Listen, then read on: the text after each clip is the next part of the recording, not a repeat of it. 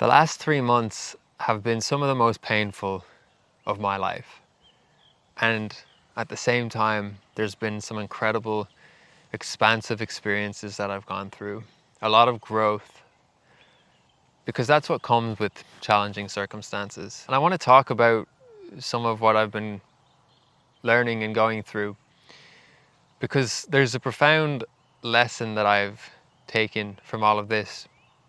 And it revolves around a concept that we might refer to as rejection. And this perspective is going to help with regards to your personal life, but also your professional life, because fundamentally, what we're talking about when we talk about rejection is our relationship with people. And that is going to, cross all horizons, from friendships to romance to business partnerships, etc. When we approach somebody with an offer, maybe it's an offer of our friendship, maybe it's an offer of our lovership, maybe it's an offer of our services.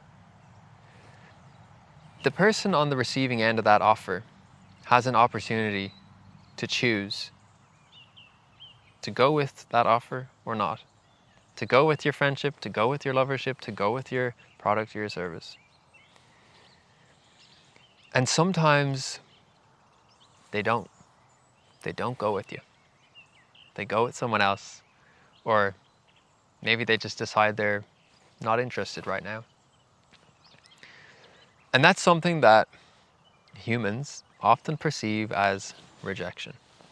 And rejection hurts. Rejection causes a questioning of our self-worth, a questioning of our value. And it makes us wonder, and it induces self-doubt. Maybe there's grief for a future that we longed for. Maybe it was a dream client that we wanted to land, or maybe it was a dream partnership with someone that you deeply cared about. And it just doesn't work because someone didn't choose someone. And that's actually a beautiful thing. Because if someone's not choosing you, it's because they've recognized that they don't value you, or they don't value your product or service in that way. They don't value it to the point where it's a choice that they go with. And that's not actually a reflection on you. It's not a reflection on your service or whatever. But it's simply a reflection of their needs. And when we realize this, instead of rejection being the predominant, feeling or experience that we're having, you can shift it to, oh, that wasn't the best thing for that person. And if it wasn't the best thing for them, how could it have been the best thing for me? Because I believe that everybody needs to win. Everybody needs to benefit from an exchange, being an exchange of energy, money, whatever. If people aren't benefiting, there's something off. And I'm launching a group mentorship cohort in January. It's in about 6 days from now. You can apply in the description. But through the process of speaking with people and going through the applications, it's become apparent to me that there's some people that, for whatever reason, I'm not the ideal person to help bring out their gifts or the things that they want in their experience. And there's other people that I am more aligned to and that can greatly benefit from what I have to share. And for me to, have a conversation with someone and realize that actually I'm not the best person for you. You need something else. For me to walk away from that and perceive it as a rejection, it's kind of crazy. Because really what's happened there is I've acknowledged, and you've acknowledged, that this isn't going to be mutually beneficial. This isn't going to be a win-win. And if we were to proceed on some project or whatever together, that wouldn't be in integrity, because there's a discrepancy there. And if we want to have a healthy relationship with another human in any capacity, there needs to be integrity. There needs to be benefit for both people involved, because otherwise there's an imbalance, and that's going to cause tension, and that's not sustainable. This applies to friendship and relationships as well as it does to business. And the reason that this rejection seems to hurt so much is because I believe there's a scarcity mindset, or some other, negative story that we have attributed to not getting things all the time. And that's totally understandable. And I have compassion for myself and everybody that experiences that, because it's a very common human pattern that we start to, spiral. But in time, those emotions wash over us, and another opportunity to choose someone or to be chosen, or both, more like, because if you choose them, they're choosing you. Those opportunities will always arise. And the reason that we feel so much pain is because we put ourselves out there. We get vulnerable when we're, testing out the waters with someone.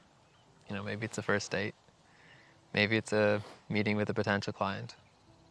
Maybe it's putting out a YouTube video. There's a lot of vulnerability there.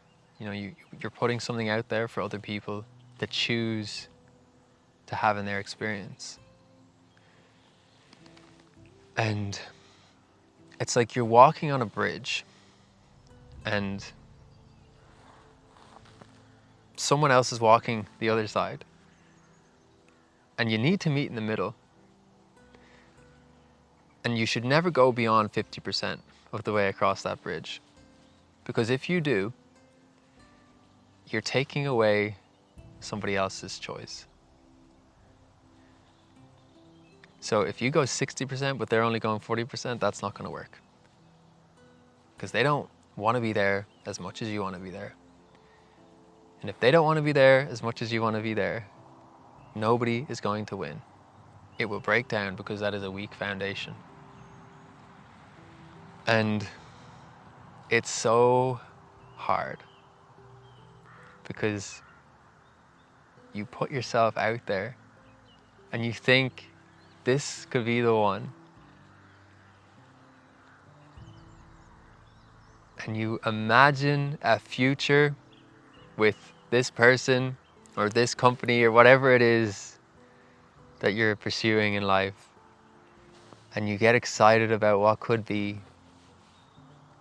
And then, out of nowhere, it doesn't happen. It doesn't unfold in the way that you wanted. And that brings so much pain with it, because when you aren't chosen by the other person, you start to grieve this future roadmap that you had envisioned. Be it the money in the bank account, or the romantic partner that you get to wake up to every morning. And all of a sudden, that is gone.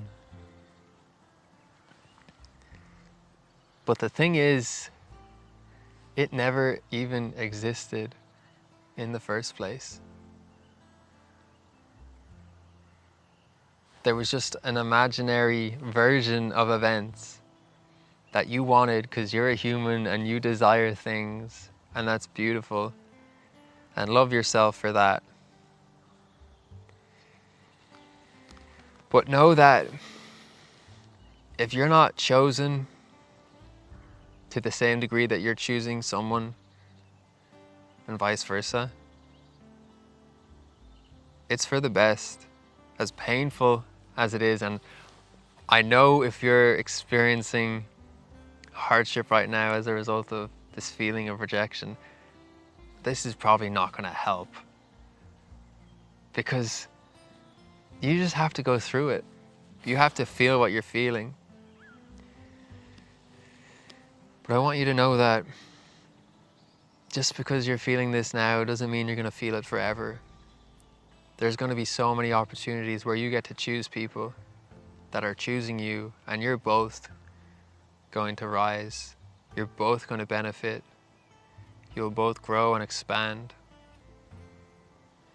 And if you're not chosen, it's just creating space for the people that will, for the opportunities that are yet to come your way. I appreciate you being here.